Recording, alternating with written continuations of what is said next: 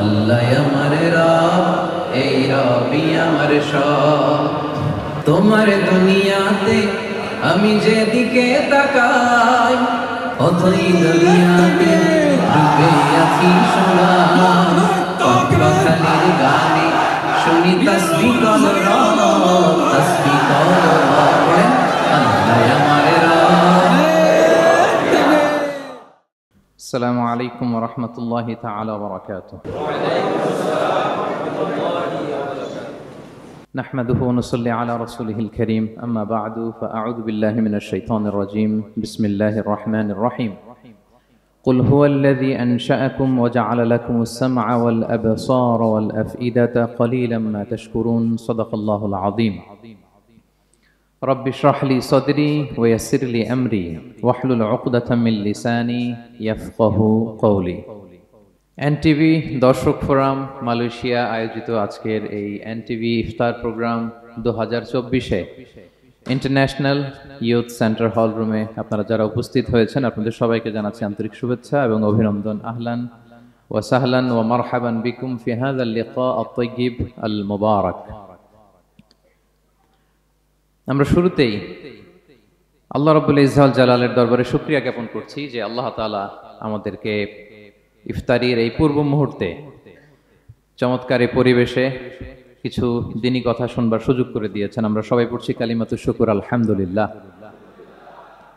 তো সম্মানিত শুধু আমি সূরা মুলকের 23 নম্বর আয়াত তেলাওয়াত করেছি। এই 23 নম্বর আয়াতে, এই আয়াতে আল্লাহ তাআলা আমাদেরকে স্পেশাল 3টা ব্লেসিংস দিয়েছেন, 3টা নেয়ামত দিয়ে ধন্য করেছেন। এ নিয়ে আমরা কথা শুনবো ইনশাআল্লাহ। আল্লাহ তাআলা বলছেন, কুল হুয়াল্লাযী আনশাআকুম ওয়া জাআলা লাকুমুস সামআ ওয়াল আবসারা ওয়াল আফইদাতা ক্বালীলাম মা তাশকুরুন। নবী হে, আপনি বলুন, তিনি সে সত্তা যিনি তোমাদেরকে সৃষ্টি করেছেন আর তোমাদেরকে দিয়েছেন শ্রবণ শক্তি, দৃষ্টি শক্তি আর চিন্তা শক্তি, কিন্তু খুব অল্প সংখ্যক লোকই তোমরা শুকরগুজার হও। এই যে এত বড় নেয়ামত পেয়ে আমরা ধন্য, আমরা শুকরগুজার হই না। তাহলে 3টা ফ্যাকাল্টি বা 3টা ক্যাপাসিটি বা 3টা এবিলিটি যে আল্লাহ তাআলা আমাদেরকে বিশেষ নেয়ামত দিয়েছেন, সেই 3টা নেয়ামতের কথা আল্লাহ বলেছেন। এক হচ্ছে হিয়ারিং, 2 হচ্ছে ভিশন, 3 হচ্ছে intellect. I repeat, hearing, vision, intellect, অর্থাৎ শ্রবণ শক্তি, এরপর তিনি দিয়েছেন আমাদেরকে দৃষ্টি শক্তি আর দিয়েছেন চিন্তা শক্তি বা বিচার বুদ্ধি। তো এই 3টা নেয়ামতের মধ্যে থেকে সর্বশেষ যে নেয়ামতটা অর্থাৎ চিন্তা শক্তি বা বিচার বুদ্ধি, যে আল্লাহ তাআলা আমাদের মধ্যে বিবেক দিয়েছেন, বিচার বুদ্ধি দিয়েছেন, এই পয়েন্টটা নিয়ে আমি আজকে কিছু কথা আপনাদের সামনে উপস্থাপন করব ইনশাআল্লাহ বিইذনিল্লাহ। সম্মানিত সুধী, আমরা মানুষ, আমরা উই আর ইন্টেলেকচুয়াল বিং, আমরা হচ্ছে বুদ্ধিবৃত্তিক প্রাণী। অর্থাৎ আল্লাহ তাআলা আমাদেরকে ফ্রি উইল দিয়েছেন, আমাদেরকে ক্রিটিক্যালি থিঙ্কিং করার সুযোগ দিয়েছেন, বিচার বুদ্ধি বিবেক কমন সেন্সকে কাজে লাগানোর সুযোগ আল্লাহ তাআলা আমাদেরকে দিয়েছেন। এবং এজন্যই আল্লাহ তাআলা আমাদেরকে আশরাফুল মাখলুকাত বানিয়েছেন। আমাদের ফ্রি থিঙ্কিং করার সুযোগ আছে, আমাদের ইন্টেলেক্ট আছে, আমাদের ইন্টেলিজেন্স আছে, আমরা আমাদের সিদ্ধান্তগুলো নিজের মন মতো করে নিতে পারি। এজন্য আমরা হচ্ছে আশরাফুল মাখলুকাত। এজন্য আল্লাহ তাআলা ফেরেশতাদেরকে অর্ডার করেছেন যাতে তারা আমাদেরকে সিজদা দেয়। সুবহানাল্লাহ। এই সিজদাটা আবার ইবাদতের সিজদা ছিল না, এটা ছিল অনারারি সাজদা, সম্মানসূচক সাজদা। ইবাদতের সিজদায় লুটিয়ে পড়া যায় একজনের সামনে। আওয়াজ করে বলুন তো, তিনি কে? তো ফেরেশতারা যে সিজদাটা আমাদেরকে দিয়েছিল এটা ছিল অনারারি সাজদা, সম্মানসূচক সাজদা। তো এই বিচার বুদ্ধি বিবেক বুদ্ধি এগুলোই আমাদেরকে পশু থেকে আলাদা করেছে। পশুর কিন্তু এই ইন্টেলেক্ট নাই, বিচার বুদ্ধির ক্ষমতাটা তাদের নাই, এজন্য পশু থেকে আমরা আলাদা। এবং চিন্তা আর বিবেককে খাটানোর জন্য আল্লাহ তাআলা মহামূল্যবান একটা অঙ্গ আল্লাহ তাআলা আমাদেরকে দিয়েছেন, সেটা হচ্ছে ব্রেইন, আমাদের মস্তিষ্ক। এটাকে কাজে লাগিয়ে, কমন সেন্স কাজে লাগিয়ে আমরা পৃথিবীতে সভ্যতার পর সভ্যতা নির্মাণ করেছি। পৃথিবীতে মানুষ ছাড়া অন্য কোনো প্রাণী কি এটা করতে পেরেছে? এটা মানুষ করেছে, কারণ আল্লাহ তাআলা মানুষকে এই চিন্তা শক্তি দিয়েছেন, বিচার বুদ্ধি দিয়েছেন এবং সফিস্টিকেটেড একটা ব্রেইন দিয়েছেন। এটা কাজে লাগিয়ে আমরা অনেক বড় কাজ করে ফেলতে পারি। এবং আপনি শুনলে অবাক হবেন, আমাদের এই যে ছোট্ট ব্রেইনটা, খুব বেশি না কিন্তু ওজন, একটা প্রাপ্তবয়স্ক মানুষের হিউম্যান ব্রেইনের ওজন কত ধারণা আছে কারো? হ্যাঁ, কত? 3 pound. On an average 3 pound, মানে 1.5 কেজি। এই 1.5 কেজি ওজনের ব্রেন দিয়ে আমরা পৃথিবীতে এই সভ্যতাগুলো বিনির্মাণ করেছি। এবং আপনি শুনলে অবাক হবেন, আমাদের এই ব্রেইনের মেমোরি ক্যাপাসিটি, মেমোরি স্টোরেজ অনেক বেশি। বিজ্ঞানীরা গবেষণা করে ওনারা জানিয়েছেন যে আমাদের হিউম্যান ব্রেইনের মেমোরি হচ্ছে 2.5 পেটাবাইটস। আপনারা মেগাবাইটের নাম শুনেছেন, গিগাবাইটের নাম শুনেছেন, পেটাবাইট হয়তো অনেকে শুনেন না। পেটাবাইট আরো অনেক বেশি, অনেক বড়। তো 1 পেটাবাইটে হয় 1 মিলিয়ন গিগাবাইট। আই রিপিট, 1 পেটাবাইটে হয় 10 লক্ষ গিগাবাইট। তার মানে আমার আর আপনার যে হিউম্যান ব্রেইন, এই ব্রেইনের ক্যাপাসিটি হচ্ছে 25 লক্ষ গিগাবাইট। সুবহানাল্লাহ, এত আসতে 25 লাখ গিগাবাইট আমাদের ব্রেইনের মেমোরি বা স্টোরেজ। আচ্ছা বলেন, আপনাদের এই যে আইফোন মোবাইল, এটাতে মেমোরি কত? 256 জিবি ম্যাক্সিমাম, ম্যাক্স 256 জিবি। আচ্ছা গেল। এরপর আমাদের ল্যাপটপ গুলোতে মেমোরি স্টোরেজ কত ম্যাক্সিমাম? সাধারণত 500 জিবি, যারা খুব বেশি নেয় হয়তো 1000 জিবি, 1 টেরাবাইট, তাই না? এই তো। তাহলে আমাদের ল্যাপটপ গুলোর মেমোরি স্টোরেজ হচ্ছে 1000 গিগাবাইট। তাতে সারা দুনিয়াটাই যেন এটার ভিতরে ঢুকিয়ে রাখা যায়, ঠিক কিনা? কিন্তু আল্লাহ তাআলা আমাদেরকে যে দয়া করে ব্রেন দিয়েছেন, এটার মেমোরি ক্যাপাসিটি হচ্ছে 25 লক্ষ গিগাবাইট। আল্লাহু আকবার। এবং আপনি শুনলে অবাক হবেন, এই ব্রেনের ভিতরে আল্লাহ তাআলা অনেক নিউরন দিয়েছেন, মানে স্নায়ু কোষ, যে নিউরনগুলো ব্রেনের মেসেজগুলো, ইনফরমেশনগুলোকে ট্রান্সমিট করে। আমাদের ব্রেইনে এই স্নায়ু কোষের সংখ্যা বা নিউরনের সংখ্যা মোর দেন 100 বিলিয়নস, মানে 10,000 কোটিরও বেশি। তো আমরা যত বেশি চিন্তা করি, যত বেশি ব্রেইন খাটাই, আমাদের এই স্নায়ু কোষগুলোর মধ্যে সংযোগায়ন বাড়ে, মানে নিউরন কানেক্টিভিটি বাড়ে। এই ব্যাপারে পৃথিবীতে সবচেয়ে বড় স্পেশালিস্ট হচ্ছে ডক্টর হার্বার্ট বানসন, হার্ভার্ড ইউনিভার্সিটির একজন অ্যাসোসিয়েট প্রফেসর। তো তাকে জিজ্ঞেস করা হয়েছিল মানুষের এই নিউরন কানেক্টিভিটি সর্বোচ্চ কত হতে পারে, একজন মানুষ যত চিন্তা করুক, যত ব্রেন খাটাক, কত হতে পারে। তো সে গবেষণা করে বলেছিল 25-এর ডান দিকে 30টা শূন্য বসালে যত হতে পারে, একটা মানুষের মাথার স্নায়ুগুলোর সংযোগায়ন বা নিউরন কানেক্টিভিটি ঠিক তত হতে পারে। 25-এর ডান দিকে কয়টা শূন্য? 30টা। এটা আমি কি দিয়ে বলবো? হ্যাঁ, মিলিয়ন, বিলিয়ন, ট্রিলিয়ন, জিলিয়ন, ফিলিয়ন, অক্ট্রিলিয়ন সব ছাড়িয়ে যাবে। আচ্ছা, সংখ্যাটা কত বড় আমি একটু উদাহরণ দিয়ে বলি। আমরা যে কম্পিউটারের দোকানে গেলে প্রিন্টিং করি না, A4 সাইজের কাগজ আছে না? একটা হিউম্যান ব্রেইনে যত পরিমাণ নিউরন কানেক্টিভিটি হতে পারে, তত পরিমাণ সাদা কাগজ যদি আপনাকে দেয়া হয়, A4 সাইজের সাদা কাগজ দিয়ে যদি বলা হয় যে এটা টেবিলের উপর রাখেন, ইন্টারন্যাশনাল ইয়ুথ সেন্টারের এই টেবিলের উপর এই কাগজগুলো রাখেন, আপনি কাগজগুলো রাখতে শুরু করবেন। কাগজের স্তূপ উঁচু হতে হতে হতে হতে এই টাওয়ার ছাড়িয়ে, আকাশ ছাড়িয়ে, বাতাস ছাড়িয়ে, মহাকাশ স্টেশন ছাড়িয়ে, নাসার বিজ্ঞানীদের নাগালে আসা প্রথম আকাশের যত দূর বিজ্ঞান যেতে পেরেছে, এই যে জেমস ওয়েব টেলিস্কোপ 34 কোটি বছর আগের ছবি, স্থির চিত্র আমাদেরকে পাঠিয়েছে, যত দূর মানুষের নাগালে এসেছে, কাগজের স্তূপ এরকম উঁচু হতেই থাকবে, তারপরেও অনেক কাগজ আপনার হাতে থেকে যাবে। তার মানে কি পরিমাণে নিউরন কানেক্টিভিটি আমাদের ব্রেনে সম্ভব। তো এখন দ্য কোশ্চেন রাইজেস, প্রশ্ন হচ্ছে আমরা আমাদের ব্রেনকে ওইভাবে খাটাই কিনা, ব্রেনটাকে কাজে লাগাই কিনা। আমাদের যে অভাবনীয় চিন্তা শক্তি, আনলিমিটেড চিন্তা শক্তি দিয়ে যে আল্লাহ তাআলা আমাদেরকে সৃষ্টি করেছেন, এটার কতটুকু আমরা ব্যবহার করি, আমাদের এই সফিস্টিকেটেড যে ব্রেইন আল্লাহ দিয়েছেন, এটা ব্যবহার করি কিনা, দিস ইজ দ্য কোশ্চেন। তো সম্মানিত শুধু আল কোরআন আল কারিমের পরতে পরতে আল্লাহ তাআলা আমাদেরকে মাথা খাটাতে বলেছেন, আমাদের চিন্তার দিগন্তকে প্রসারিত করতে বলেছেন, কিন্তু আমরা মাথা খাটাতে চাই না। আমরা যেন চিন্তাশীল হয়ে উঠি, আমরা যেন ব্রেইন খাটাই। অনেক আয়াত আপনি পাবেন, দুই একটি আয়াত আপনাদের সামনে আমি উপস্থাপন করবে আজকের আলোচনার ইতি টানবো ইনশাআল্লাহ বিইজনিল্লাহ। আমরা যেন মাথা খাটাই, আমরা যেন চিন্তা করি, এটা বোঝাতে যে আল্লাহ তাআলা বেসিক্যালি কোরআনে 4টা শব্দ ব্যবহার করেছেন। 4টা, একটু ক্লাসের মতো মনে করেন, তাহলে মনে থাকবে, কিছু শিখে গেলাম।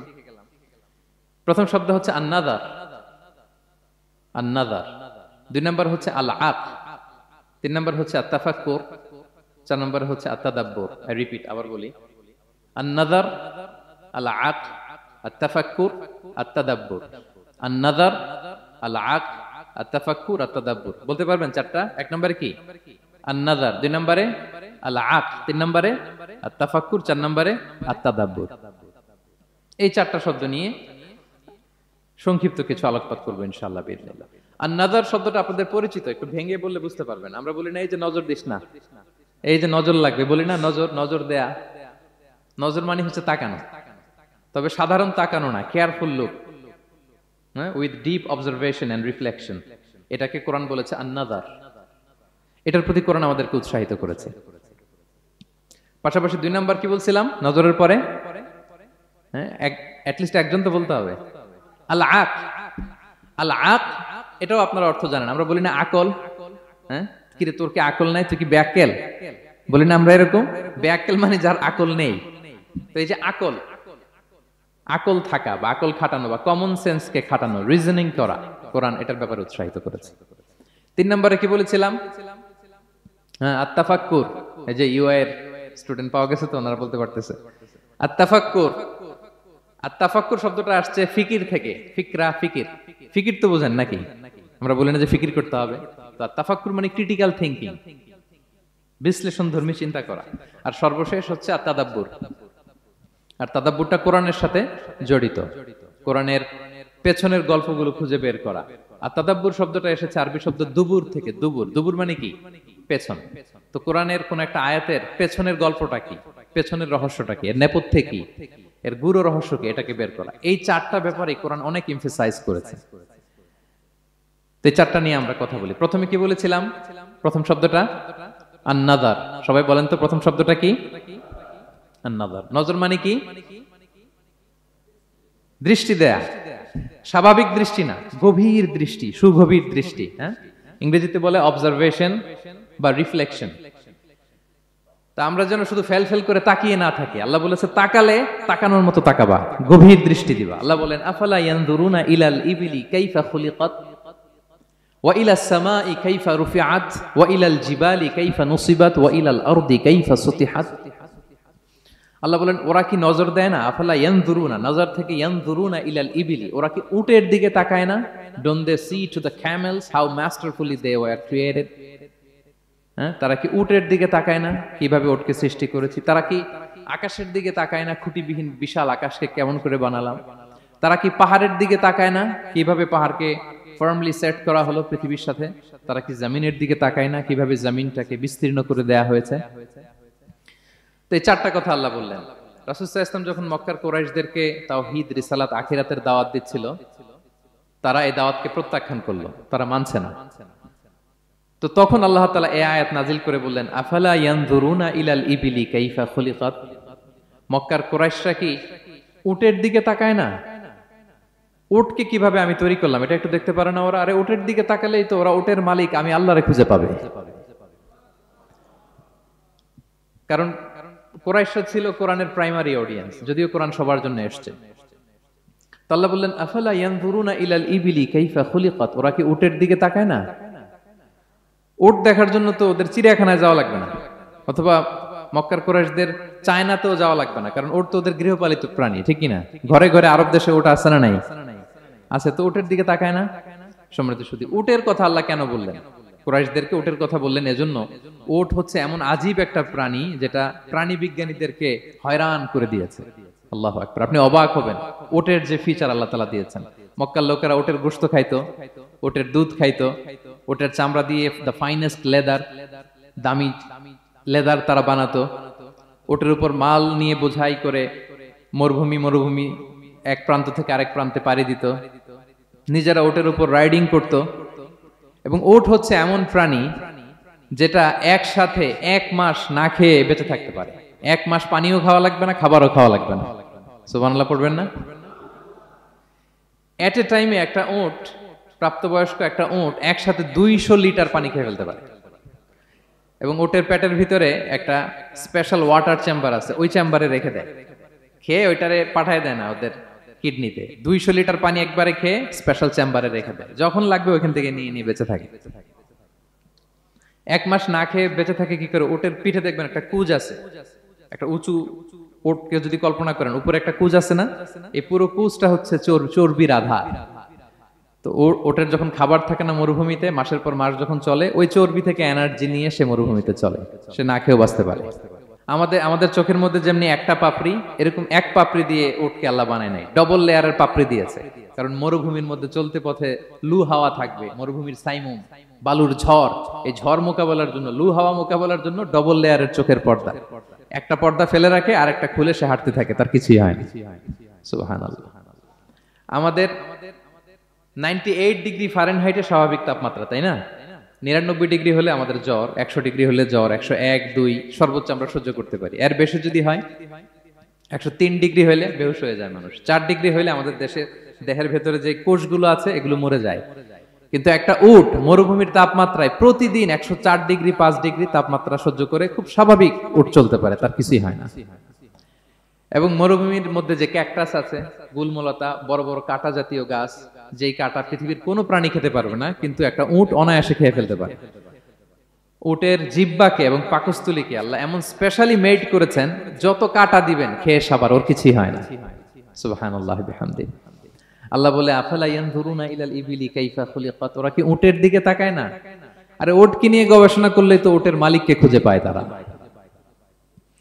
এরপর বললেন, ওয়া ইলাস সামাই কাইফা রুফিআত, ওরা কি আকাশের দিকে তাকায় না, কিভাবে খুঁটি ছাড়া আকাশকে আমি বানিয়েছি। আপনারা যখন বিমানে চড়েন তখন কি শুধু ভিডিও করতে থাকেন নাকি? মেঘের ভিডিও, আকাশের ভিডিও, তখন তাকাবেন আকাশের দিকে। সুবহানাল্লাহ, কিভাবে আল্লাহ আকাশকে তৈরি করেছেন। ওয়ালাকাদ যায়্যানা সামা আদ-দুনিয়া বিজিনাতিল কাওয়াকিব, আল্লাহ বলেন এই প্রথম আকাশটাকে আমি তারা দিয়ে সুশোভিত করেছি, বিশাল বিশাল তারা। এই যে আমরা সূর্য দেখি, এটা একটা তারা, পৃথিবীর চেয়ে 13 লক্ষ গুণ বড় এই সূর্য। কত গুণ বড় বলে ফেললাম হুট করে মুখ দিয়ে, কিন্তু কল্পনা করতে পারতেছি। তার মানে 13 লক্ষটা পৃথিবী সূর্যের মধ্যে রাখার জায়গা আছে। তাই বলে মনে করেন না যে সূর্য অনেক বড় সাইজের তারা, নো।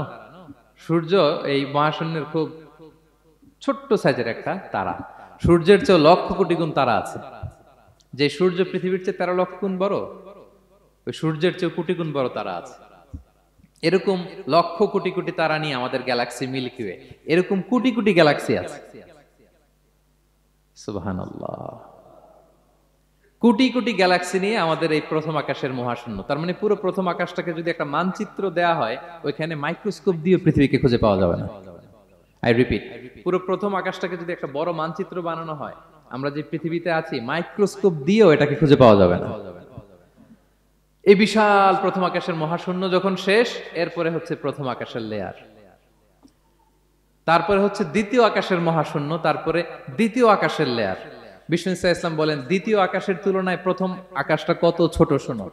সাহারা মরুভূমির মধ্যে যদি তোমার হাতের আংটি ছুঁড়ে ফেলে দাও, পুরো মরুভূমির তুলনায় তোমার হাতের আংটি যত ছোট, আল্লাহর দ্বিতীয় আসমানের তুলনায় প্রথম আসমানটা ঠিক তত ছোট। আবার তৃতীয় আসমানের তুলনায় দ্বিতীয় আসমানটা ঠিক ওই রকম। আবার চতুর্থ আসমানের তুলনায় তৃতীয় আসমানটা ওই রকম। এইভাবে 7 আসমান, এরপরে আল্লাহর কুরসি, মাউদাউল কাদামাইন, যেখানে আল্লাহ তার কুদরতি পা রাখেন। তো 7 আসমানটা যত বড়, পুরো সাহারা মরুভূমির মধ্যে আংটি ফেলে দিলে মরুভূমির তুলনায় আংটি যত ছোট, আল্লাহর কুরসির তুলনায় পুরো 7 আসমানটা ঠিক তত ছোট। কল্পনা করা যায়? এজন্য আল্লাহ বলেছেন, আফালা ইয়ানজুরুনা ইলাল ইবিলি কাইফা খুলিকাত, একটু উট নিয়ে চিন্তা করতে পারো না? আকাশটা নিয়ে একটু ভাবতে পারো না? ওয়া ইলাল জিবালি কাইফা নুসিবাত, একটু পাহাড়ের দিকে তাকিয়ে একটু অবজারভেশন করা যায় না, রিফ্লেকশন। ও মক্কার লোকেরা, পাহাড় দেখার জন্য তো তোমাদের অন্য দেশে যাওয়া লাগবে না, তোমরা তো সারাউন্ডেড বাই মাউন্টেন্স, চারদিকে শুধু পাহাড়, পাহাড় আর পাহাড়। এই পৃথিবীর ভেতরে 7টা টেকটনিক প্লেট আছে। এই 7 tectonic plates creates the mountain range on earth. পৃথিবীর মধ্যে মাউন্টেন এভাবেই হয়েছে। বিগ ব্যাং এর মহাবিস্ফোরণের পরে এই প্লেটগুলো যখন কোলাপস করলো, মাঝখানের জায়গা উঁচু হয়ে গেল, দ্যাট ইজ মাউন্টেন। এটাই মাউন্টেন। আমেরিকার আলাস্কা একটা জায়গা আছে, পৃথিবীর সবচেয়ে বড় মাউন্টেন রেঞ্জ। এটা লম্বায় প্রায় 2000 কিলোমিটার লম্বা একটা পাহাড়। ইউরোপের সবচেয়ে বড় পাহাড় হচ্ছে আল্পস পর্বতমালা, ওইটা লম্বায় 1200 কিলোমিটার। কল্পনা করতে পারেন, একটা পাহাড় 1200 কিলোমিটার লম্বা। আর সবচেয়ে উঁচু যে পর্বত শৃঙ্গ মাউন্ট এভারেস্ট 29,035 ফিট। আর মিটার দিয়ে চিন্তা করলে 8,850 মিটার। আল্লাহ এই পাহাড়কে কোরআনে বলেছেন পেরেকের সাথে তুলনা দিয়েছেন। আল্লাহ তাআলা বলেছেন ওয়াজআলনাল জিবালা আওতাদা, আমি এই পাহাড়গুলোকে আলস পর্বতমালা, আলাস্কা পর্বতমালা, মাউন্ট এভারেস্ট এগুলোকে পেরেকের মতো বানিয়েছি। কিসের মতো? আচ্ছা, যদি আমার কথা বুঝে থাকেন তাহলে উত্তর দেন। আমরা পেরেক যখন কাঠের মধ্যে ঠুকি তখন পুরো পেরেকটা কাঠের ভিতরে ঢুকে যায় না? উপরে দেখা যায় কতটুকু? হাতুড়ি দিয়ে একটা পেরেক যখন আমি একটা কাঠের ভিতরে ঠুকে দিলাম, এরপরে কি পুরা পেরেকটা দেখা যায়? আর কতটুকু দেখা যায়? সামান্য মাথাটা। তো পুরা পেরেক গেল কই? ভিতরে। তা আল্লাহ পাহাড়গুলোকে পেরেকের সাথে তুলনা করেছেন। তার মানে পাহাড় যতটুকু আপনি দেখেন এটা পাহাড়ের মাথা, এর পুরো অংশটা মাটির ভিতরে। 29,035 ফিট মাউন্ট এভারেস্ট যেটা, এটার কমপক্ষে 10 গুণ এটা মাটির ভিতরে আছে। আলাস্কা পর্বতমালা বাইরে যদ্দূর 10 গুণ ভেতরে, আলস পর্বতমালা বাইরে যদ্দূর 10 গুণ ভেতরে, তুর পাহাড় বাইরে যদ্দূর 10 গুণ তার ভেতরে। আল্লাহু আকবার। এজন্য আল্লাহ বলেন ওয়াইলাল জিবালি কাইফা নুসিবাত, ওরা কি পাহাড়ের দিকে তাকায় না কিভাবে এই পাহাড়গুলোকে আমি তৈরি করেছি। আল্লাহ যখন এই পৃথিবী সৃষ্টি করলেন, পৃথিবীর মধ্যে ভাইব্রেশন হচ্ছিল, কাঁপছিল পৃথিবী। আল্লাহ পৃথিবীর কাঁপাকাঁপি বন্ধ করার জন্য এই পেরেকের মতো পাহাড়গুলোকে পৃথিবীতে ঠুকে দিলেন, কাঁপাকাঁপি বন্ধ হয়ে গেল। এই দৃশ্য দেখে ফেরেশতারা বলে ইয়া রাব হাল মিন খালকিকা আশাদ্দু আলাল জিবাল, আল্লাহ পাহাড়ের এত শক্তি, পৃথিবী কাঁপতেছিল, পাহাড় আপনি ঠুকে দিলেন, পৃথিবীর কাঁপাকাঁপি বন্ধ হয়ে গেল। আপনার সৃষ্টির মধ্যে পাহাড়ের চেয়ে শক্তিশালী কিছু আছে? আল্লাহ বললেন আছে। সেটা কি? আল হাদিদ। আল্লাহ বললেন সেটা লোহা, কারণ লোহা দিয়ে পাহাড় কাটা যায়, ঠিক কিনা? লোহার কথা শুনে ফেরেশতারা অবাক, লোহা পাহাড়ের চেয়ে শক্তিশালী? ফেরেশতারা প্রশ্ন করলো ইয়া রাব্বি হাল মিন খালকিকা আশাদ্দু মিনাল হাদিদ, তাহলে আপনার সৃষ্টির মধ্যে লোহার চেয়ে শক্তিশালী কিছু আছে? আল্লাহ বললেন আছে। কি সেটা? আন্নার, আগুন। কারণ আগুন লোহাকে কি করে? গলিয়ে ফেলে। ফেরেশতারা শুধু অবাকই হচ্ছে। ফেরেশতারা বলে আগুনের চেয়ে শক্তিশালী কিছু আছে? আল্লাহ বলে আছে আল মা, পানি। কারণ আগুনে দাউ দাউ করে জ্বলে ওঠা আগুনের মধ্যে পানি দিলে আগুন অস্তিত্ব হারায়। ফেরেশতারা শুধু অবাকই হচ্ছে। তারা বলে তাহলে পানির চেয়ে শক্তিশালী কিছু আছে? আল্লাহ বলেন আছে। আর রিহ, বাতাস। কারণ বাতাস পানিকে একদিক থেকে আরেক দিকে নিয়ে যায়। জলের মধ্যে বায়ুর উচ্ছ্বাস লাগলে জলোচ্ছ্বাস তৈরি হয়, ঠিক কি না? ফেরেশতারা আবার অবাক হয়ে বলে তাহলে বাতাসের চেয়ে শক্তিশালী কিছু আছে? আল্লাহ বললেন আছে। সেটা কি? বলতেছে বনি আদম। ওই মানুষ শক্তিশালী যে গোপনে দান করে, এত গোপনে যে ডান হাত কি দান করলো, বাঁ হাত সেটা টের পায় না। পড়েন সুবহানাল্লাহ। এই লম্বা হাদিস বলার বা বোঝানোর মূল উদ্দেশ্য হচ্ছে আল্লাহ পাহাড়কে সৃষ্টি করেছেন। ওয়া ইলাল জিবালি কাইফা নুসিবাত, পাহাড়কে আল্লাহ তাআলা জমিনের মধ্যে এভাবে সেট করেছেন। আল্লাহ বলে ওরা কি একটু পাহাড়ের দিকে তাকায় না, আকাশের দিকে তাকায় না? ওরা কি একটা উটের দিকে তাকায় না? ওয়া ইলাল আরদি কাইফা সুতিহাত, ওরা কি জমিনের দিকে তাকায় না, জমিনকে কিভাবে আমি বিস্তৃত করেছি। আমরা তো কত চমৎকার মাটি দেখি, তাই না? বীজ রোপণ করে দিলে কি উর্বর জমি, হ্যাঁ, ঘাস লতাপাতা ফলমূল হয়। আসলে পুরো পৃথিবীটাই কি এরকম নরম? না, অনেক স্তর আছে। এই ভূপৃষ্ঠের নিচে আপনি পাবেন পাললিক শিলার স্তর, রূপান্তরিত শিলার স্তর, আগ্নেয়গিরির শিলার স্তর। তার মানে পৃথিবীর ভেতরে দাউ দাউ করে আগুন জ্বলছে, এবং আগ্নেয়গিরির জ্বালামুখ ভেঙে যখন এই অগ্নুৎপাতের লাভা বের হয় তখন বোঝা যায় পৃথিবীর ভেতরে কেমন আগুন পাওয়া যায়, ঠিক কিনা? তাহলে প্রথম শব্দটা আমি কি বলেছিলাম? আন-নাযার। মনে আছে তো না? প্রথম শব্দটা কি? আল্লাহ বলে তারা কি নজর করে দেখে না কিভাবে আকাশ বানালাম, উট সৃষ্টি করলাম, কিভাবে জমিন বানালাম, কিভাবে পাহাড় বানালাম। তাহলে এই যে নজর বা অবজারভেশন, রিফ্লেকশন, এটার প্রতি আল্লাহ তাআলা আমাদেরকে উৎসাহিত করেছে। প্রথম পয়েন্ট ক্লিয়ার। মোট পয়েন্ট আলোচনা করব 4টা। বলেন তো কয়টা? একটা ক্লিয়ার। 2 নাম্বার কি ছিল দেখি কার মনে আছে কিনা? আল আকল, রাইট, কমন সেন্স, রিজনিং। আমরা যেন আমাদের কমন সেন্স খাটাই, কোরআনের পরতে পরতে আল্লাহ তাআলা আমাদেরকে উৎসাহিত করেছেন। এবং ইন্টারেস্টিংলি জাহান্নামীরা যখন জাহান্নামে যাবে তারা কি বলবে জানেন? সূরা মুলকে এসেছে, তারা বলবে ওয়াকালু লাউ কুননা নাসমাউ আও নাআকিলু মা কুননা ফি আসহাবিস সাঈর। তারা বলবে হায় রে, নবীদের কথা যদি মানতাম আর যদি একটু কমন সেন্স খাটাইতাম তাহলে তো জাহান্নামে আসা লাগতো না। ওই দিনের এই আফসোসে কোনো কাজ হবে? প্রিয় ভাইরা, ওই দিন যত আফসোস করেন কোনো কাজ হবে? তাহলে জাহান্নামীরাও আফসোস করবে হায় রে, একটু যদি আকল খাটাইতাম তাইলে আজকে আর জাহান্নামের আগুনে পোড়া লাগে না।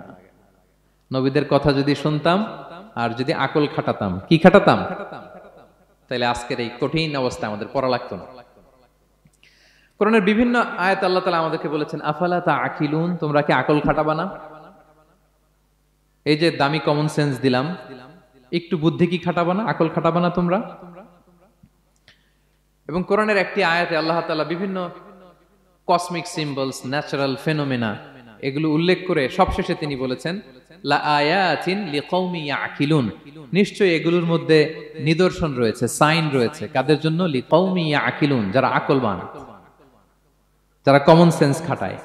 এই আয়াতে আল্লাহ কি কি বলেছেন দীর্ঘ আলোচনা, আমি খুব সংক্ষেপে বলছি। আল্লাহ তাআলা বলছেন ইন্না ফি খালকিস সামাওয়াতি ওয়াল আরদি ওয়া ইখতিলাফিল লাইলি ওয়ান নাহারি ওয়াল ফুলকিল্লাতি তাজরি ফিল বাহরি বিমা ইয়ানফাউন নাস وما أنزل الله من السماء من ماء فأحيا به الأرض بعد موتها وبث فيها من كل دابة وتصريف الرياح والسحاب المسخر بين السماء والأرض لآيات لقوم يعقلون। সবগুলো বলে আল্লাহ বললেন এগুলোর মধ্যে নিদর্শন আছে তাদের জন্য যারা কমন সেন্স খাটায়। কি বললেন আল্লাহ? আল্লাহ বললেন আকাশ জমিনের সৃষ্টির মধ্যে, দিবারাত্রির পরিবর্তনের মধ্যে, এই যে 24 ঘন্টার 12 ঘন্টা দিন, 12 ঘন্টা রাত, আর নিগতির কারণে এই যে দিবারাত্রি আমরা পাই, এই পৃথিবীটা তার অরবিটে কক্ষে যেমনি ঘুরে, আবার পৃথিবীটা তার অক্ষেও ঘুরে। যে আপনারা যারা ক্রিকেট খেলছেন এরকম স্পিন বল করেন না? হ্যাঁ, কমন পড়ছে? স্পিন বল করলে বলটা কিভাবে যায় বলেন তো? ঘুরতে ঘুরতে যায়। তো পৃথিবী যখন সূর্যের চারদিকে কক্ষে ঘুরে, ওই ঘোরার মুহূর্তে সে নিজে স্পিনিং হইতে থাকে, ঘুরতে থাকে। ওই স্পিন হইতে তার এক পিঠ থেকে আরেক পিঠে ঘুরতে তার 24 ঘন্টা সময় লেগে যায়। ওইটার কারণে দিবারাত্রি হয়। 12 ঘন্টায় আমরা দিন পাই, 12 ঘন্টায় আমরা রাত পাই। আল্লাহ বলেন এই দিবারাত্রির পরিবর্তনের মধ্যে নিদর্শন আছে। তারপরে সাগরে যে ভেসে বেড়ায় বড় বড় নৌযান, জলযান, আপনারা দেখেছেন কিনা জানি না, এই যে icon of the ocean, Titanic জাহাজের চেয়ে 10 গুণ বড় জাহাজ, আমি দেখে এসেছি পশ্চিমা দেশগুলোতে। এত বিশাল বড় জাহাজ, এটা সামনে দাঁড়ালে এটার দৈত্যের মতো মনে হয়। মালয়েশিয়াতে তো অনেক কন্ডোমোনিয়ামস, 10-15টা কন্ডোমোনিয়ামস একসাথে জোড়া লাগালে এটা যত বড়, ওই ক্রুজগুলো, জাহাজগুলো এত বড়।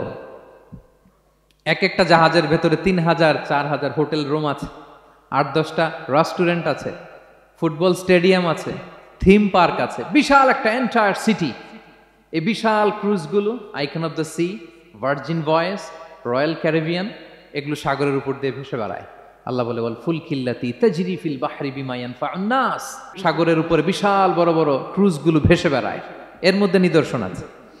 এরপর আল্লাহ বললেন আমি পানি থেকে সব প্রাণী তৈরি করেছি, ওয়াজআলনা মিনাল মাই কুল্লা শাইইন হাই, সব প্রাণ এসেছে পানি থেকে। বিজ্ঞান এটাকে কনফার্ম করেছে। তারা বলেছে পৃথিবীর সর্বপ্রথম এককোষী প্রাণীর নাম হচ্ছে অ্যামিবা। অ্যামিবা এসছে, জুপ্লাঙ্কটন, ফাইটোপ্লাঙ্কটন, ব্যাকটেরিয়া প্লাঙ্কটন, এভাবে স্পিসিসগুলো ডেভেলপ করেছে। আল্লাহ বলে এর মধ্যে নিদর্শন আছে। এরপর আল্লাহ তাআলা বলেছেন মৌসুমী বায়ু, এই যে বায়ুর প্রবাহ, এতে নিদর্শন আছে। আর আকাশ জমিনের মাঝখানে যে মেঘমালাগুলো ভেসে বেড়ায়, এই সবগুলোর ভেতরে নিদর্শন আছে। কাদের জন্য? আল্লাহ বলেন লা আয়াতিন লিকৌমি ইয়াকিলুন, তাদের জন্য যারা আকল খাটায়, যারা কমন সেন্স খাটায়। সুবহানাল্লাহ পড়বেন না?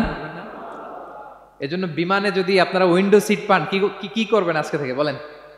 উইন্ডো সিটের পাশে বসে বসে রিল দেওয়ার জন্য ভিডিও মেক করব। কি করবেন? হ্যাঁ, আল্লাহর নিদর্শন দেখব, কত ক্ষুদ্র আমি, কত নগণ্য আমি, কত তুচ্ছ আমি, এটা বুঝবার চেষ্টা করব। তাহলে 4টা পয়েন্টের 2টা চলে গেল, একটা হচ্ছে নাজার আর একটা হচ্ছে আল আকল। 3 নাম্বার কি ছিল? একজন বলতে হবে। আত-তাফাক্কুর। আত-তাফাক্কুর মানে ক্রিটিক্যাল থিঙ্কিং। ক্রিটিক্যাল থিঙ্কিং করা। আল্লাহ যে আমাদেরকে ব্রেন দিয়েছেন, এটা দিয়ে ক্রিটিক্যাল থিঙ্কিং করা, ব্রেনটাকে কাজে লাগানো, গড্ডালিকা প্রবাহে ভেসে না বেড়ানো, ব্রেনটাকে আমরা যেন কাজে লাগাই। আত-তাফাক্কুর। ইব্রাহিম আলাইহিস সালাম এই আত-তাফাক্কুর বা ক্রিটিক্যাল থিঙ্কিং এর ক্ষেত্রে আমাদের জন্য অনুপম আদর্শ ছিল। কোন নবীর নাম বললাম? সবাই বলেন তো নবীর নাম কি? উনি যেই সময়টাতে পৃথিবীতে এসেছিলেন তখন কেউ করতো তারার পূজা, কেউ করতো চাঁদের পূজা, কেউ করতো সূর্যের পূজা। আমরা হইলে কি করতাম? কোনো এক দলে ঢুকে যেতাম। কি বলেন? এক দল করে তারার পূজা, আরেক দল সূর্যের, আরেক দল চাঁদের। আমরা হইলে কি করতাম? এক দলে ঢুকে যেতাম। উনি ঢুকেন নাই। উনি এই তারকা পূজারী, সূর্য পূজারীদের চিন্তার দেয়ালে আঘাত করেছেন। সুবহানাল্লাহ। ফালাম্মা জান্না আলাইহিল লাইলু রাআ কাওকাবা, উনি কিভাবে সত্যের সন্ধান পেলেন দেখেন। উনি রাত্রিবেলা যখন দেখেন যে লোকজন তারার পূজা করে, উনি ভাবলেন হাযা রব্বি, তারাই কি আমার রব? পরে দেখে না, দিনের বেলায় তারারে আর খুঁজে পাওয়া যায় না। এখন মনে মনে ভাবে হায় রে, আমার রব যদি আবার মাঝে মধ্যে না থাকে তো আমি যাব কই? এক সময় উনি আসে, আরেক সময় নাই। এরকম খোদা দিয়ে আমাদের কোনো লাভ আছে? যিনি সবসময় আমার টেক কেয়ার করবে, আমরা তো ওই খোদার ইবাদত করি, ঠিক কিনা? উনি বললেন না না, এই তারা আমার রব হতে পারে না। এরপর দেখা যায় আরেকদিন রাত্রিবেলা সবাই চাঁদের পূজা করে, কি দ্যুতিময় চাঁদ, জ্যোৎস্না ছড়ায়। তো উনি ভাবলেন আহাদা রাব্বি, এটাই কি আমার রব? পরে দিনের বেলা যখন দেখে না, চাঁদ তো আর দেখা যায় না, চাঁদ তো আর নাই, ভ্যানিশ, ডিসঅ্যাপিয়ার। পরে বলে না, চাঁদ আমার রব হতে পারে না।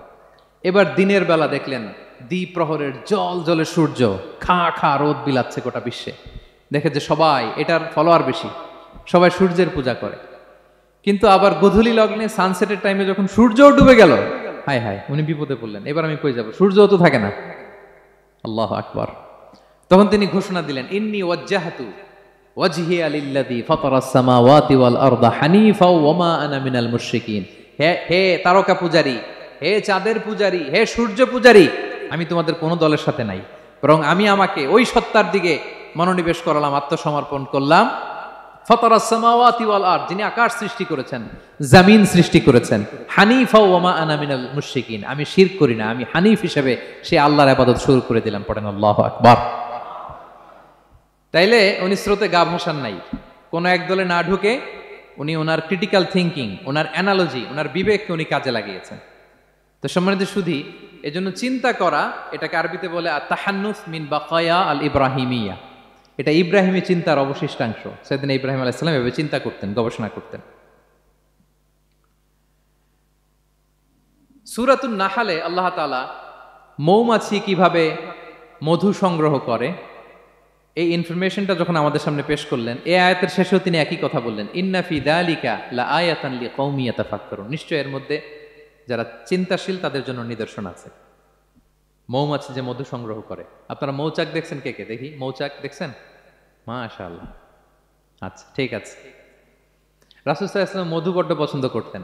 পিওর হানি, দুর্গন্ধওয়ালা হানি তিনি খেতেন না, পিওর হানি খাবেন, খুবই এনার্জেটিক। এবং কোরআনে মাত্র দুইটা জিনিসকে শেফা বলা হয়েছে, এক হচ্ছে কোরআনকে বলা হয়েছে শেফা, আর এই মধুকে বলা হয়েছে শেফা। সুবহানাল্লাহ। আল্লাহ তাআলা বললেন, ওয়া আওহা রাব্বুকা ইলান নাহলি আনিত্তাখিযি মিনাল জিবালি বুয়ুতা ওয়া মিনাশ শাজারি ওয়া মিম্মা ইয়ারিশুন। আল্লাহ তাআলা মৌমাছিকে শিখাই দিলেন কিভাবে মৌচাক বাঁধতে হবে। এবং আল্লাহ বললেন, ইত্তাখিযি মিনাল জিবালি বুয়ুতা, তোমরা পাহাড়ে মৌচাক বাঁধো, ওয়া মিনাশ শাজার, গাছের মগ ডালে বাঁধো, অথবা উঁচু মাচার উপরে বাঁধো, যাতে গ্রামের ছোট্ট ছেলেরা ঢিল মারতে না পারে। মৌচাক যারা দেখছেন, এটা কি নিচু নিচু জায়গায় মৌমাছির মৌচাক হয় না, উঁচু একেবারে মগ ডালে। এটা মৌমাছির শিখাই দিছে কে? হ্যাঁ, কে শিখিয়েছে? আল্লাহ সুবহানাহু ওয়া তাআলা মৌমাছিকে শিখিয়ে দিয়েছে। যারা আরবি বোঝেন তারা বুঝতে পারবেন, ইত্তাখিদি এটা ফেমিনিন জেন্ডার। তার মানে আল্লাহ যা অর্ডার করেছেন এটা পুরুষ মৌমাছিকে অর্ডার করেন নাই, নারী মৌমাছিকে। তো গবেষণায় দেখা গিয়েছে পুরো মৌচাকের বাসাটাকে এখানে যে লিডারশিপ বহন করে এটা কোনো পুরুষ মৌমাছি না, এটা নারী মৌমাছি। সুবহানাল্লাহ। এবং তিন ধরনের মৌমাছি থাকে, একটা হচ্ছে কুইন বি, রানী মৌমাছি, আর একটা হচ্ছে মেল বি, এরা বংশ বিস্তার করে, আর একটা হচ্ছে ওয়ার্কার বি, এরা এই মধু আনা নেওয়া করে। তা আল্লাহ এদেরকে বললেন, কুলি মিন কুল্লি সামারাত, এই মৌমাছি তোমরা আশেপাশের সব সুন্দর সুন্দর ফুল থেকে, ফল থেকে, ফ্লাওয়ার নেকটার্স, পুষ্প রস সংগ্রহ করে নিয়ে আসো। মধু এত স্বাস্থ্যকর, হেলদি ডায়েট কেন? কারণ আশেপাশের গাছের মধ্যে এখানে আপনার ভেষজ গাছ আছে, ওষুধি গাছ আছে, বনাজি গাছ আছে, ঠিক কিনা? তো মৌমাছিগুলো সেখান থেকে ফ্লাওয়ার নেকটার্স, পুষ্পরস সংগ্রহ করে আবার চলে আসে। এবং আল্লাহ বললেন, ফাসলুকি সুবুলা রব্বিকি যুলুলা, পথ ভুলে যেও না, যেই পথে গেছো ওই পথে ফিরে আসো। একটা মৌমাছি মৌচাক থেকে প্রায় 10 কিলোমিটার দূরেও অনেক সময় চলে যায়, আবার 10 কিলোমিটার পথ চিনে আবার মৌচাকে এটার ফিরায় আনে কে? এই পুরো মেকানিজমটা নিয়ে গবেষণা করে অস্ট্রিয়ান একজন সায়েন্টিস্ট, তার নাম হচ্ছে কার্ল ব্রনফেশ, সে একটা বই লিখেছে, দ্য ডান্সিং বিজ, এবং এই বই লিখে সে নোবেল লরেট হয়েছে, নোবেল প্রাইজ পেয়েছে। আমরা তো মধু পাইয়া হাতের তালুর মধ্যে নিয়ে জিহ্বা দিয়ে চাটি, আমাদের তো আর ব্রেন খাটানোর ওই সময় নাই। ওই কার্ল ভন ফ্রেশ সে এই মৌমাছি নিয়ে গবেষণা করে নোবেল প্রাইজ পেয়েছে। আর আমরা মাথা খাটাইতে পারলাম না। তো সে গবেষণা করে পেয়েছে, মানে কোরআনের আয়াত যা যা বলেছে সে তাই পেয়েছে। মৌমাছি ওখান থেকে ফুলের পুষ্পরস, ফ্লাওয়ার নেকটার্স এনেই কিন্তু মৌচাকে রাখে না, ওইটারে সে খেয়ে ফেলে। এবং সে গবেষণা করে পেয়েছে এক একটা মৌমাছির দুইটা স্টোমাক, দুইটা পাকস্থলী। একটা পাকস্থলীতে সে নিজের খাবার দাবার খায়, আর একটা পাকস্থলীতে এই পুষ্পরস, ফ্লাওয়ার নেকটার্স গুলা সে রাখে। সেখানে আল্লাহ তাআলা একটা স্পেশাল এনজাইম দিয়ে ওইটাকে প্রিজার্ভ করে, প্রত্যেকটা মৌমাছির নিচে একটা টিউব আছে, সে ওই টিউব দিয়ে নল দিয়ে মৌচাকে যে ওই মধুগুলো রেখে আসে। পড়েন সুবহানাল্লাহ। এবং এই মধুর ভেতরে আল্লাহ তাআলা ন্যাচারাল অ্যান্টিসেপটিক রেখেছেন, এটার নাম প্রপোলিস। দ্বিতীয় বিশ্বযুদ্ধে রাশিয়ান সোলজাররা তারা আহত হলে তারা অ্যান্টিসেপটিক কিনে লাগাতো না, তারা মধু লাগায় দিত, আর আহত সোলজার তারা মুহূর্তে সুস্থ হয়ে যেত। যাদের বাতের ব্যথা আছে, বাতের ব্যথা আছে না অনেক মুরব্বীদের, ওই বাতের ব্যথার মধ্যে যদি মৌমাছির হুল ফুটাই দিতে পারেন, একদিনের মধ্যে বাতের ব্যথা ভালো হয়ে যাবে। সাময়িক হয়তো ব্যথা পাবে, মৌমাছি যখন কামড় দেয় ব্যথা লাগে না, নাকি আরাম লাগে? কামড় খাইছেন মৌমাছির কখনো? হ্যাঁ। তো বাতের ব্যথার মধ্যে আপনি মৌমাছির হুল ফুটাই দিলে আর ব্যথা নাই। সুবহানাল্লাহ বিহামদিহি। মুখতালিফুন আলওয়ানু, বিভিন্ন ধরনের ক্রিম হানি, হোয়াইট হানি, ইয়েলো হানি, ব্ল্যাক হানি, নানা ধরনের হানি আল্লাহ তাআলা এইভাবে প্রিজার্ভ করেছেন মৌমাছির মধ্য দিয়ে। আল্লাহ বলেন এই যে এতগুলো মৌমাছি পুষ্প রস এনে মৌচাকের মধ্যে রসগুলো রাখে, মধু তৈরি হয়। আল্লাহ বলেন ইন্না ফি যালিকা লাআয়াতান লিকওমি ইয়াতাফাক্কারুন, নিশ্চয় এর মধ্যে আল্লাহ তাআলা চিন্তাশীলদের জন্য নিদর্শন রেখেছেন। যারা চিন্তা করে, তারা হাতের তালুতে শুধু জিহ্বা দিয়ে চেটে চেটে খায় না, তারা ভাবে কোত্থেকে আসলো এই মধু, কিভাবে মৌমাছিগুলো যায়, কিভাবে ফিরে আসে। তাহলে বলেন তো আমাদের চিন্তাশীলতার দরকার আছে না নাই? সূরা আলে ইমরানের 190 নম্বর আয়াতে আল্লাহ তাআলা বলেছেন, যারা আকাশ বাতাস পৃথিবী সৃষ্টি নিয়ে চিন্তা করে এবং সর্ব অবস্থায় আল্লাহ তাআলার জিকির করে, ওয়া ইয়াতাফাক্কারুনা ফি খালকিস সামাওয়াতি ওয়াল আরদ, এবং তারা তাফাক্কুর করে, ক্রিটিক্যাল থিংকিং করে, এবং তারা বলে মা খালাকতা হাযা বাতিলা, হে আল্লাহ তুমি অনর্থক কিছু সৃষ্টি করো নাই। মনে রাখবেন এই পৃথিবীতে আল্লাহ তাআলা অনর্থক কোনো কিছু সৃষ্টি করে নাই, করেছে? যেটাই সৃষ্টি করেছে এটা এর মধ্যে মানব কল্যাণ আছে না নাই? আল্লাহ তাআলা আমাদের জন্য কল্যাণ রেখেছেন। এবং এই আয়াত যখন নাজিল হল, বিষ্ণু ঈসা ইসলাম বললেন ওয়াইলুন লিমান কারাআহা ওয়া লাম ইয়াতাফাক্কার ফিহা, ধ্বংস তাদের জন্য যারা এই আয়াত তেলাওয়াত করে কিন্তু এই আয়াত নিয়ে চিন্তা করে না, গবেষণা করে না। এবং কোরআনের বিভিন্ন আয়াতে আল্লাহ তাআলা বিশ্বনবীকে বলেছেন, নবী হে আপনি আপনার উম্মতদেরকে নবীদের ঘটনা শোনান। কোরআনের 3 ভাগের 1 ভাগ হচ্ছে ঘটনা। পুরো কোরআনের 3 ভাগের 1 ভাগ কি? ঘটনা, স্টোরি টেলিং। কারণ গল্প মানুষের মনে দাগ কাটে। আল্লাহ তাআলা বলেছেন ফাকুসুসিল কসাসা লাআল্লাহুম ইয়াতাফাক্কারুন, নবী হে আপনি তাদেরকে কিচ্ছা শোনান, ঘটনা শোনান, নবীদের কাহিনী শোনান। লাআল্লাহুম ইয়াতাফাক্কারুন, যাতে করে তারা ক্রিটিক্যাল থিংকিং করে। তারা লূত আলাইহিস সালামের কওমের ঘটনা যখন শুনে যে আল্লাহ তাআলা আপসাইড ডাউন করে দিয়েছিলেন, তারা যখন কওমে আদের ঘটনা শুনে, কওমে সামুদের ঘটনা শুনে, তারা যেন চিন্তাশীল হয়। এবং বিশ্বনবীর সাহাবী আবু দারদা রাদিয়াল্লাহু তাআলা আনহু উনি বলতেন তাফাক্কুরু সাআতিন খায়রুন মিন কিয়ামি লাইলা, 1 ঘন্টা কেউ যদি আল্লাহর সৃষ্টি নিয়ে চিন্তা করে সেটা সারা রাত তাহাজ্জুদের সালাত অফার করার চেয়ে উত্তম। আমরা অনেকে মনে করি শুধু তাসবিহ পড়াই ইবাদত, জিকির করাই ইবাদত, শুধু কোরআন তেলাওয়াতই মনে হয় ইবাদত, শুধু কিয়ামুল লাইল করাই ইবাদত। কিন্তু বিশ্বনবীর সাহাবী যিনি ইসলাম আমাদের চেয়ে ঢের বেশি বুঝেছেন, তিনি বলেন আল্লাহর এই সৃষ্টি শৈলী, এই সৃষ্টি নৈপুণ্য নিয়ে 1 ঘন্টা চিন্তা করা, ক্রিটিক্যাল থিংকিং করা, সারা রাত নফল তাহাজ্জুদের চেয়েও সেরা। এবার বলেন আমাদের চিন্তা করার দরকার আছে না নাই? ব্রেনটা খাটাবেন তো? এই যে যারা কনভার্টেড মুসলিম হয় এরা কিন্তু অনেক চিন্তা ফিকির করে, নিজের সাথে নিজে বোঝাপড়া করে, ক্রিটিক্যাল থিংকিং করে, তাদের অ্যানালজি কাজে লাগিয়ে, আল্লাহর দেয়া ব্রেনকে কাজে লাগিয়ে এরপরে শাহাদা পাঠ করে, এমনি এমনি না। এই যে কিছুদিন আগে আমেরিকান এক পপ স্টার কালেমা পড়ছে না? আপনি জানেন একটা ধর্ম চেঞ্জ করা, একটা ফেইথ চেঞ্জ করা, এটা কত বড় সিদ্ধান্ত? হ্যাঁ, বাপদাদার ধর্ম বয়স 30-40, এতদিন যে ধর্ম মানলাম এটাকে চেঞ্জ করে নতুন ধর্মে কনভার্ট হয়, এটা কত বড় সিদ্ধান্ত? Could you imagine that? It's not a joke. নিজের সাথে নিজের অনেক বোঝাপড়া করতে হয়, তারাই ক্রিটিক্যাল থিঙ্কিং করে। এবং বিষ্ণু ঈসা ইসলাম উনি নবী হওয়ার আগেও এই চিন্তার ইবাদত করতেন। তিনি হেরা গুহায় চলে যেতেন, কাবা থেকে 6 কিলোমিটার উত্তরে, 634 মিটার উঁচু, যা বলে নূরের উপরে একটা কেইভ আছে, গুহা, এটার নাম হচ্ছে গারে হেরা। ওখানে বসে বসে তিনি এই চিন্তা করতেন। তার মানে নবী হওয়ার আগে বিশ্বনবীর আবাদত ছিল চিন্তার আবাদত। নবী হিসেবে অ্যাসাইন্ড হওয়ার আগে বিশ্বনবীর আবাদত কি ছিল বলেন তো? নামাজ পড়া, কোরআন তেলাওয়াত করা। কোরআন তো নাজিলই হয় নাই, কোরআন তেলাওয়াত করবে কেমনে? তখন 6 মাস বসে বসে উনি ওখানে কি করেছেন বলেন?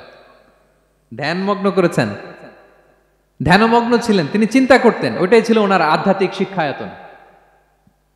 ওই নির্জন গুহার মধ্যে উনি যখন চিন্তায় মগ্ন ছিলেন, আল্লাহর সৃষ্টি শৈলী নিয়ে চিন্তা করতেন, ঠিক ওই মুহূর্তে, অন্তিম মুহূর্তে, ওই মাহেন্দ্রক্ষণে নাজিল হয়েছে ইকরা বিসমি রাব্বিকাল্লাযী খালাক, read in the name of your Lord who has created. পড়ো তোমার প্রভুর নামে যিনি তোমাকে সৃষ্টি করেছেন, শিক্ষা দিয়েছেন।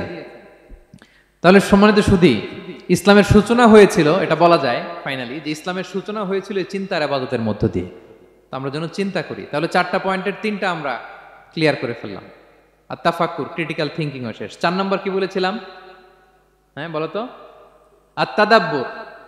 আর তাদাব্বুর মানে পন্ডারিং অন দ্য কোরআন, কোরআনকে গবেষণা করে পড়া, কোরআনের আয়াতের অন্তর্নিহিত মর্মার্থ, গূঢ় রহস্য উদ্ঘাটনের চেষ্টা করা। আল্লাহ বলেন আফালা ইয়াতাদাব্বারুনাল কোরআন আম আলা কুলুবিন আকফালুহা, ওরা কি কোরআন নিয়ে একটু চিন্তা গবেষণা করবে না, নাকি ওদের অন্তরে জং ধরা তালা পড়ে গিয়েছে? তাহলে আমরা যে গড়গড় করে তেলাওয়াত করি, আল্লাহ শুধু এই তেলাওয়াত করতে বলেননি। হ্যাঁ, তেলাওয়াত করলে প্রতি অক্ষরে 10 নাকি ঠিক আছে, কিন্তু আল্লাহ বলেছেন ওরা কি কোরআন নিয়ে চিন্তা গবেষণা করবে না? আফালা ইয়াতাদাব্বারুনাল কোরআন, কোরআন তো এসেছে গোটা বিশ্বকে কাঁপিয়ে দিতে, হিস্ট্রিকে বদলে দিতে কোরআন এসেছে। মা আনজালনা আলাইকাল কোরআন লিতাশকা, নবী হে হতভাগা জাতি হিসেবে পৃথিবীতে থেকে যাবেন, এজন্য কোরআন পাঠাই নাই। এটা পৃথিবীর পুরো হিস্ট্রিকে চেঞ্জ করে দিবে। তাদাব্বুরুল কোরআন। আর তাদাব্বুর শব্দটা এসেছে দুবুর থেকে, দুবুর মানে পেছন। আল্লাহ বলেছেন প্রতিটা আয়াত পড়ার সময় এর পেছনের নেপথ্যের গল্পটা কি, এটাকে খুঁজে বের করো।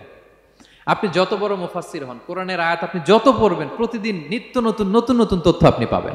আল্লাহর কসম, আমি আল আজহারে কোরআন নিয়ে পড়াশোনা করেছি, IIM এ কোরআন নিয়ে masters, human embryology in the Holy Quran, PhD-র 5 বছর, human behavioural patterns in the Holy Quran. এখনো তো তাফসির করে যাই, প্রতিদিন কোরআন স্টাডি করি। একটা আয়াত যত পড়ি, প্রত্যেক স্টাডিতে নতুন নতুন ইনফরমেশন আমার মাথায় চলে আসে। শুধু আমার মাথা না, পৃথিবীর যত বড় মুফাসসির হোক তিনি, যত পড়বে কোরআন, যত রিভাইজ করবে, যত রিসার্চ করবে, প্রত্যেক রিভিশনে সে নতুন নতুন তথ্য পাবে। এজন্য আল্লাহ বলেন আফালা ইয়াতাদাব্বারুনাল কোরআন, ওরা কি কোরআন নিয়ে একটু চিন্তা গবেষণা করবে না, নাকি ওদের অন্তরে তালা, জং ধরা তালা লেগেছে?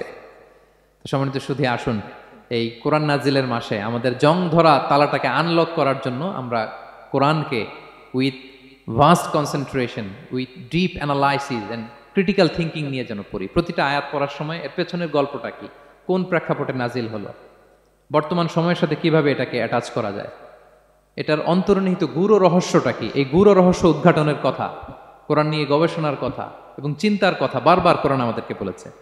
আমাদের এই চিন্তাকে জাগানোর জন্য এই কোরআন বারবার আমাদের কাছে আহ্বান করেছে। এখন আমাদের কি একটু সময় হবে না কোরআনকে চিন্তার সাথে গবেষণার সাথে পড়ার? হ্যাঁ, চিন্তাশীলতার সাথে গবেষণা করে কোরআন স্টাডি করার দরকার আছে না নাই? বলেন বলেন। হ্যাঁ, পড়বেন তো আপনারা। যারাই চিন্তা করবে, চিন্তাশীল হবে, কমন সেন্সকে খাটাবে, তারাই পৃথিবীর হিস্ট্রি পাল্টে দিবে। এই যে বিমান দিয়ে যে আমরা চড়ি, 2 ভাই আবিষ্কার করছে, Wilbur Wright, Orville Wright, Wright ভ্রাতৃদ্বয়। বলেন তো এই অরভিল রাইটের চোখ ছিল কয়টা? 3টা না? হ্যাঁ, উইলবার রাইটসের হাত ছিল কয়টা? আমার হাত কয়টা? আপনার হাত কয়টা? তো ওরা পারলে আমরা পারবো না কেন? কারণ এই চিন্তার ইবাদত থেকে আমরা দূরে সরে গিয়েছে। আমাদের মধ্যে রিজনিং নাই, আমাদের মধ্যে লজিক্যাল আন্ডারস্ট্যান্ডিং নাই, আমাদের মধ্যে ক্রিটিক্যাল থিঙ্কিং নাই, আমাদের মধ্যে পন্ডারিং অন দ্য কোরআনিক ভার্সেস নাই। আল্লাহ তাআলা আমাদের যে বিবেক, চিন্তা শক্তি দিয়েছেন, এটাকে আমরা কাজে লাগাই না, এজন্য আমরা পিছিয়ে পড়েছি। সম্মানিত শুধু কোরআন বারবার আমাদের এই চিন্তা শক্তিকে জাগানোর জন্য আহ্বান করেছে। কোরআনের আয়াতের পরতে পরতে কোরআন আমাদেরকে বলেছে আমরা যেন চিন্তাশীল হই। এই যে সফিস্টিকেটেড ব্রেইন আল্লাহ তাআলা দয়া করে আমাদেরকে দান করেছে, আমরা যেন এই ব্রেইনটাকে কাজে লাগাই, আমরা যেন আমাদের বিবেকটাকে কাজে লাগাই, আমরা যেন আমাদের কমন সেন্সকে কাজে লাগাই, তাহলে আমাদের সোনালী অতীত আবার আমরা ফিরে পাবো। তাহলে আজকের এই আলোচনা থেকে ফাইনাল কথা হচ্ছে যে আমাদেরকে চিন্তা করতে হবে, যে কোনো জিনিসকে কোশ্চেন করতে হবে, প্রশ্ন করতে হবে, কেন, কিভাবে, ও পারলে আমি কেন পারবো না। কোরআনের আয়াত পড়ার সময় বারবার চিন্তা করবেন, সব দায় দায়িত্ব আমাদের উপর ঠেলে দিয়েন না। কোরআন নিয়ে শুধু আমরাই গবেষণা করবো আর ওয়াজ শোনাবো, এটা not only my sole responsibility, আপনাদেরও দায়িত্ব আছে, প্রত্যেকের দায়িত্ব। যত কোরআন পড়বেন আপনার অন্তরের তালা খুলে দিবে কে? আল্লাহ তাআলা আমাদেরকে চিন্তাশীল হওয়ার তৌফিক দান করুক। আমাদের এই সফিস্টিকেটেড ব্রেনকে যেন আমরা কাজে লাগাতে পারি, আমাদের কমন সেন্সকে যেন আমরা কাজে লাগাতে পারি, আমাদের রিজনিংকে যেন আমরা কাজে লাগাতে পারি। ইব্রাহিম আলাইহিস সালামের মতো গদ বাঁধা গড্ডালিকা প্রবাহে গা ভাসিয়ে না দিয়ে আমরা যেন প্রশ্ন করতে পারি, আমরা যেন বিবেককে কাজে লাগাই। আল্লাহ তাআলা আমাদের সবাইকে কথাগুলো বোঝার ও আমল করার তৌফিক দান করুক। হাযা মা ইনদি ওয়াল ইলমু ইনদাল্লাহ আলাইহি তাওয়াক্কালতু ওয়া ইলাইহি উনীব। ওয়াসসালামু আলাইকুম ওয়া রাহমাতুল্লাহি তাআলা ওয়া বারাকাতুহু।